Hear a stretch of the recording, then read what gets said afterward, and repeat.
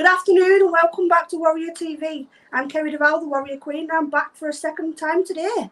But this time I've got the wonderful Ray Coates to join me. Welcome to Warrior TV, Ray.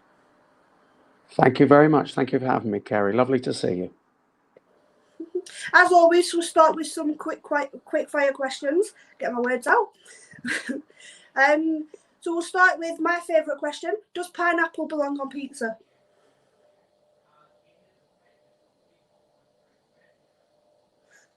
Ray, are you there?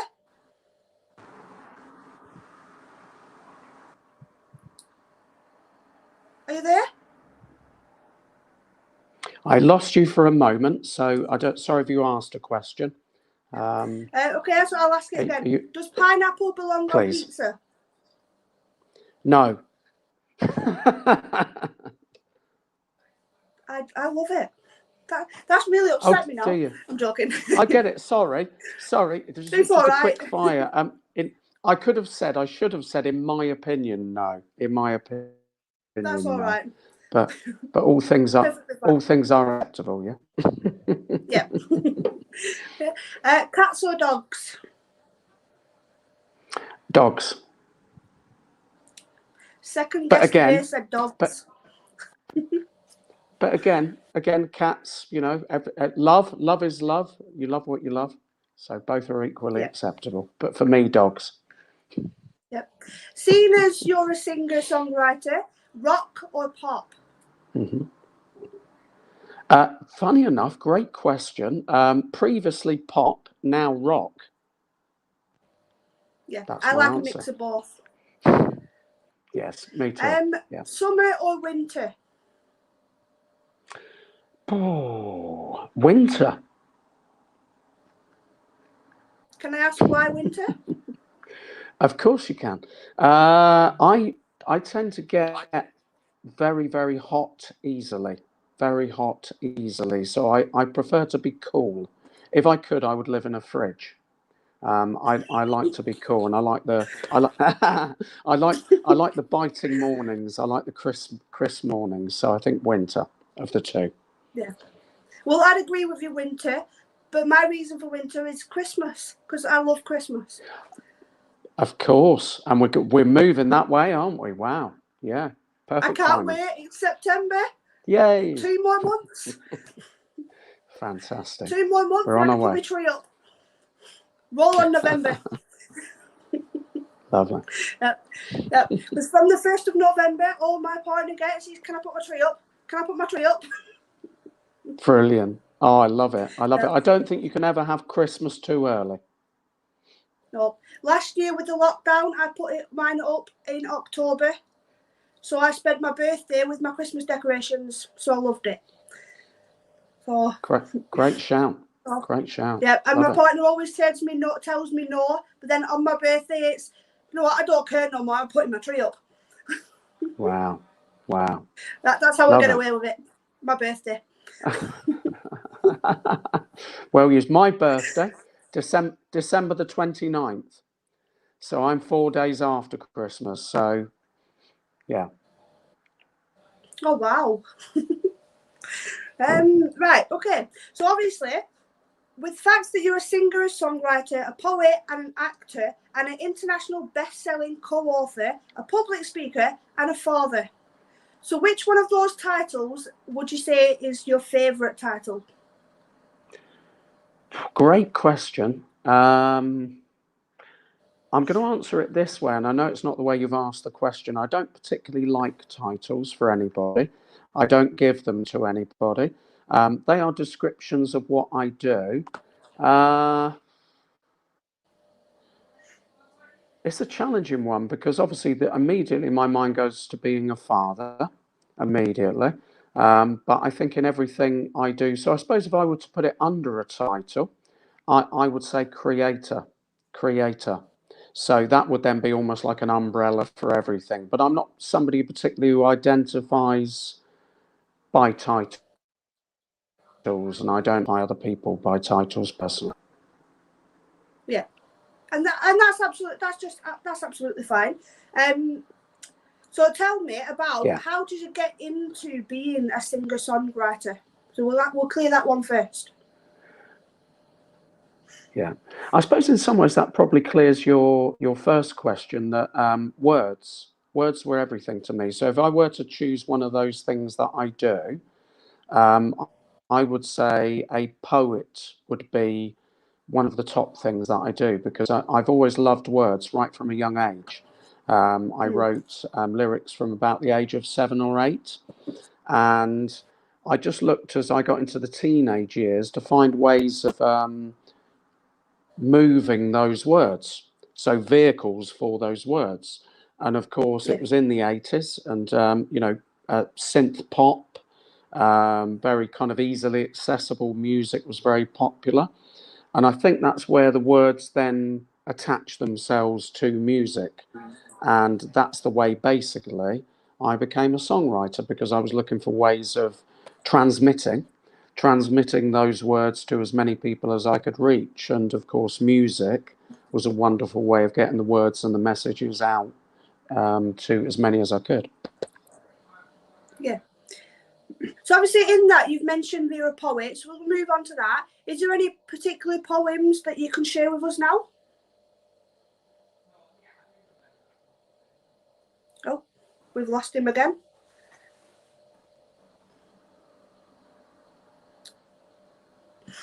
It's a shame we're having a few technical issues. Oh, he's upside down. There you go, that's better. Are you back? I'm still here and I'm still creating, Kerry, as are you. Yeah. As are you. Oh. So obviously I was just asking, because you've mentioned poet in your brief explanation there, we're obviously going to move on to that. Is there any brief poems that you can share with us now that you've written? I would have to read them, because my mind doesn't work that way, and I write so much. Recently, I actually saw somebody delivering spoken word, which was phenomenal. And on the spot, the guy recited probably about half a dozen different pieces. But I'll pick one piece out. And it was incredible. But I've acted, as you said, so you tend to memorize lines, but I hadn't prepared myself for that, so I will read, but with feeling, yeah.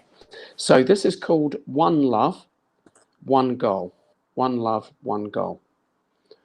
What color is a heart?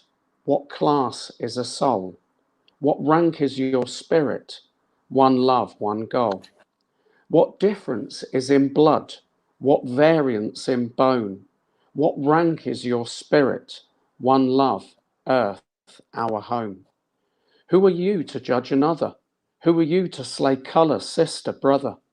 Why breed hate, kill skin, when there is love enough? Why tolerate? Make change begin. Enough is enough. Where is the answer? Let's find it as one. Mother, brother, father, sister, daughter, and son. No colour in a heart, no class in a soul. One, no rank in your spirit, one love, one goal.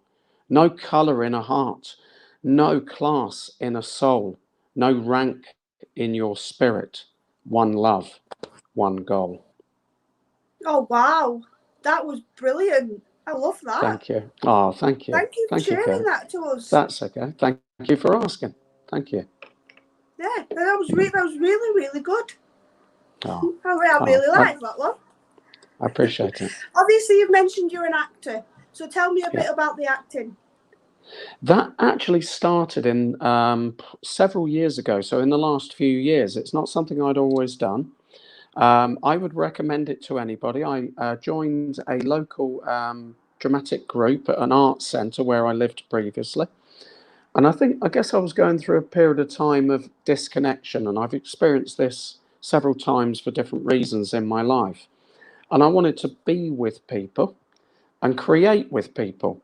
And I thought, rather than going down roads that I already knew, which I was doing things like open mics and, joining musically with others. I thought I want to just push myself slightly out of a comfort zone and also get to know people, basically. So I joined an amateur dramatic group, And that led to a variety of different plays. I've done Shakespeare. I performed, the first thing I performed was a Greek tragedy.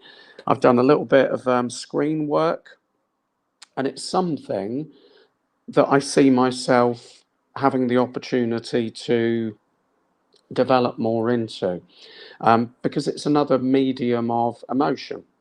It's another medium of conveying emotion. I look at poetry as conveying emotion, songs as conveying emotion, and acting likewise the same. So I'm looking for opportunities to reach out more into that. But what I desire to share is, again, messages of meaning. I wouldn't want to necessarily be party to something that doesn't have any value to the lives of others. It doesn't have to be just deep and meaningful, but I would like it to make a difference to how people feel, and that's the kind of acting that I'm interested in. I want to, share in thought-provoking content that challenges as well, challenges common thinking. Yeah, yeah, absolutely. So would you say that based on you being an actor, you would be maybe do a show around somebody struggling with the mental health, going through the dark places and then into the positive light and recovering? Completely. And the small parts I've played so far, very much that's been the central core of it. And the reason for that is quite simply because that's what I've experienced, as many of us have. So therefore, I 100% feel emotionally qualified to represent that journey. And I think in a way we all are all of the time. Sometimes it's more profound. There are experiences in life that darkness to light is very pronounced. But I think at times there are times of that within a 24-hour period as well, or a 7-day week. There are times where we're all journeying between different emotions and feelings all of the time. So therefore, I welcome the opportunity to represent that, on behalf of others, basically. Yeah, brilliant. Yeah. So moving on, the next little thing is international best-selling co-author. So tell us a little bit about that. I didn't bring a book with me. I guess I should have. Let me just double check. Oh, I did. All right. I did. So it's a very little show, but it's a book, Smashing Through the Glass Ceiling. So compiled by Rebecca Adams, and I think you have a connection with Rebecca. She's done. There's a trilogy. There's a third book coming out soon. This is the first of the trilogy. So myself and 13 other co-authors, including Rebecca, and in this book, I share my throat cancer journey. To be honest, in the chapter that I wrote, I go into far more detail than I have done anywhere else. Far more detail. But of course, there's still more. But it does reveal quite a lot the journey of how I experienced it. But really, above all else, providing hope and strength for others. Because it was a brutal experience. So that was my glass ceiling, at that time, but also more accurately beyond, because I felt I didn't have a voice. And for a period of time, I didn't, literally, tangibly. For a year, I didn't have a voice at all. But through the journey of the chapter, I share my experience of how often your weakness or your perceived weakness can become your strength. And now for me, the amplification of my voice is for the reason of creating a voice for the voiceless, as simple as that. So everything I do, I am very acutely aware of the experience of individuals who feel detached, disconnected, isolated. So that's really what the chapter talks about, but of course gives the light that whilst we go through those experiences in life, it gives really positive strength to get the other side. And I have to say it how it is, Kerry, because I'm very mindful of individuals who, lost their lives to cancer, and those I love and those I know and those that I know their loved ones. I am very fortunate. I am very fortunate to be here today. I was told I was a couple of months potentially away from death. if I wouldn't have taken the treatment prescribed. And I took it, certain elements of it, but not all of it. And I'm here now. So therefore, I feel very driven, determined to use my voice. I'm not afraid of using it. I'm not shy of using it because I know why I'm using it, which is really to just help encourage, whether that's music, poetry, connecting with individuals, the experience we're having now. I just want to reach my heart and my hands out to others genuinely to just provide as much help as I humanly can through the means that I use. And that way, then I can reach more people. Yeah, and you know what? That's brilliant. Because obviously you've been through that experience, and now obviously you've turned around into a positive, and now using your voice to help others. Now, if you don't mind, I wanna talk more about you going through. So, from when you first thought something's wrong to going to the doctor's, hospital, wherever it was, and being told you had the throat cancer, and then through the treatment. Tell us about that if you're comfortable, obviously. No, totally. Thank you for saying that. I really appreciate you making sure I'm okay saying that. That's very, very thoughtful. Yeah. I am, because of the benefit to others. That's the reason I'm comfortable sharing it as well, because also that's a chapter of my life that's previous. But basically, if I start practically, and I can make it quite a quick journey, even though we're talking about over years. The whole thing was probably easily a couple of years, and then there was still a little bit of recovery after that. Yeah. Shaving one day. So I used to be clean shaven years ago, and there was a lump on the side of my neck, and I thought, oh, I've had 5 children, so I was busy. Life was a little bit like organised bedlam. There were kind of lots of children running around type thing. And whether it had grown, I don't know. But one day I noticed it was quite big, and I thought, whoa, that's more than a spot. I need to do something about that. So I went to the GP. I was very fortunate right from the beginning. She had a history in ENT, ear, nose and throat, for any who don't know, and in oncology as well. So immediately within examination, she sat table opposite me and said, "What do you think?" And I've put all of this in a video. It's on my website as well. I actually wrote an original song. And there's a documentary, dramatized version of my experience within that song. And she said, "We can't rule out cancer." Now, at that moment, that was the beginning of the confirmation for me, because I kind of already knew. I had just this sense of knowing within me. Yeah. And basically, over the next months, obviously, then I got a biopsy. It was then confirmed it was cancer. It was in my tonsils and had spread to the lymph nodes in my neck. Yeah. So I needed very, very invasive surgery and radiation for 6 weeks every day. And the Macmillan said to myself and my wife at the time, this is going to be belt and braces for him. And when I was sat there, I thought, with all due respect to my wife at the time, what are you telling her for? I'm here.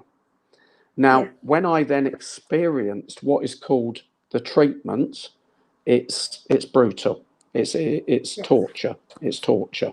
And I get and understand it's with a reason, but radiation to the neck just took everything away. I couldn't speak. I couldn't eat. It affected everything. So the journey basically started, I just went deeper and deeper into me. And I'm going to say it how it is, again, for benefit. This is not for sympathy, because I've healed from the experience. I went through separation and marriage breakdown at the same time. I went through my dad dying. Last time I saw him was when I was 5 years old. So this is 38 years after that, after he left the family home. And I've received a hand-delivered letter saying that he died. So at this time of my life, this chapter of my life, it was extremely dark and extremely isolated and extremely silent. And I just drew further away into myself. And others actually drew away from me as well. So it was tough. It was tough. And at the time, it was tough. And I didn't think I would ascend. I genuinely didn't. That affected my life. That affected my consideration of the value of my life in many ways. And Yeah. I considered at times, what's the point in life? This is no life. It was so difficult. And that is genuinely really, really why I do everything I do. Because I think now I'm glad I'm here. So glad I'm here. And I'm glad I'm here not just for me, but for others. Because if I would have gone in whatever way that was, if I would have, just folded, then I would have been no value to anybody at all. So, in some ways, even in our weakest moments, that's where we have our greatest strength, even Definitely. though we don't actually know it at the time. I didn't know it. If you would Yeah. have said to me, if you would have said, and some friends did, you're so strong, Ray. I couldn't, not only could I not speak, this is the first time I've ever said this. First time I've ever said this, Kerry. Genuinely. So you're making this me feel this is the right time to say this. Not only did I not speak, I couldn't hear. I couldn't hear because I was so into the physicality of what I was experiencing. Now I Yeah. look back, and those individuals who said you're strong, they were right, but I just couldn't hear it at the time because I felt anything but strong. Yeah. And you So know what? Thank you for sharing that that's okay. personal things with us. Obviously, it meant a lot to you at the time, and obviously you've come through that. So have you now got the all clear? Yes, that was 5 years Brilliant. after, so that would have been 2013. There were regular checkups, and of course, I'm left with a little bit of residual effects of that. Cancer sort of in the mouth around this area, especially the treatment, more accurately, Yeah. really zaps and dries everything. So, I have to drink plenty of water. I have to be a little bit careful with some of the foods I eat, but I am far more fortunate than many others. So, that's why I use my voice, because some have lost their voice. And that was one of the potential outcomes. I had to sign all of the consent forms and everything. And one of those potential outcomes was one, a loss of life, because of where they were cutting was Yeah. very close to some, really important stuff there. And Yeah. also losing the voice, losing the sense of taste and many other things. So, you know, um, I've come to the point in life, just this last little thought on this point, that if others don't understand why I do what I do a lot of lives, I do a lot of sharing of vocal content, I do a lot of songs, etc., etc. And I've now arrived at the point where I think I really don't apologize for that at all. If anybody thinks I like the sound of my own voice, they are correct, because I really, really do. And Yeah. we all should. We all should, because our voice is us. And even when people say, I don't like the sound of my voice, I know what they mean. I know what Yeah. they mean when they say that of themselves. But we have to be careful. We have to be careful. If we're saying we don't like our voice, effectively we're saying we don't like us, because our voice is us. It's how we project, our thoughts and our feelings to the world. So that's my encouragement through me to everybody. Love your voice, because you should. Yeah, definitely. And you know what? That's that's very inspiring for others, because I'm one of these that I don't like the sound of my own voice, but that's made me realise that my voice is me, and without my voice, I wouldn't be able to do this. I wouldn't be able to get the message of stopping the stigma around mental health out to the world. So thank you for that. No, superb. And by extension, if you didn't do this, I wouldn't do this with you. So you're making an effect to obviously your audience and to me. So therefore, Yeah. that's how it works. The more we share our voice, it just spreads. So beautiful, yeah. Yeah. And while we're on the subject of voice, you told me something that we've got to talk about before we finish. We're going to keep it short Okay, and sweet because I've got school run today. no Um, problem. but we've got to talk about it. Garden of Love. Take Yeah. it away, Ray. Tell us more. Oh, thank you. Right, I can show you today, which is why I was so grateful to yourself and Adam for this opportunity to be here, is the launch of the album Garden of Love Connecting in Creativity. November of last year, we could go back further than that. There was all of what's happened. That's if I just say that, everybody knows what everybody knows what I mean. Isolation, disconnection, distancing, all of these things. And I thought, what can I do? It affected my job as a driving instructor. Still do that a little now. So I work in driver training, and I couldn't work. I couldn't work secularly. I was beginning to step into my creative purpose more, and I thought, what can I do? So then, through talking with friends, others, talking with Rebecca, I thought I'm going to start some Facebook Lives, and I'm going to start a songwriting experience for others. And I reached out to people from November through to April of this year, writing songs. So month by month, we had a theme. I sat at the keyboard, played some music, individuals joined the live, and then shared their lyrics. Long story short, this is it. This is the outcome. This is the fruitage. This is the forest from the seed. And then back in November, I said, this is going to grow. This creative community is going to grow from a seed to a tree to a forest. And even I didn't know where it was going to go to. So the album is filled with individuals from America, Canada, Australia, here in the UK. And all of the songs are very different because the individuals are different. So it's like a beautiful garden of variety. Songs like Keep Going Always, Rebecca Adams. Her living mantra, 3 words, she embodies those words. Track 8, Michelle Nordoff, Stay Here, Stay Now. Michelle is a suicide prevention advocate. The first time she attempted to take her own life, she was 12 years old. And she wrote the lyrics, Stay Here, Stay Now. It is a phenomenally powerful song. Our Connection, Altered State. Michelle Roach, who did the artwork. My partner, Michelle, wrote a song called Altered State. And if I carried on, you get the idea. There are many, many wonderful human beings within this album. It's available now, iTunes, Amazon Music, Spotify, everywhere, and also available on CD too. My website is raycoatesvoice.com. I'm just about to, final thought, begin a subscription-based creative program.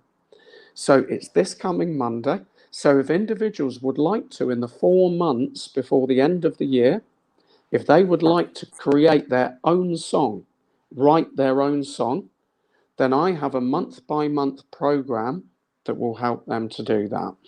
And the thrust of it all is the therapy. It's a bit like gardening. I'm not a great gardener. We haven't actually got a garden.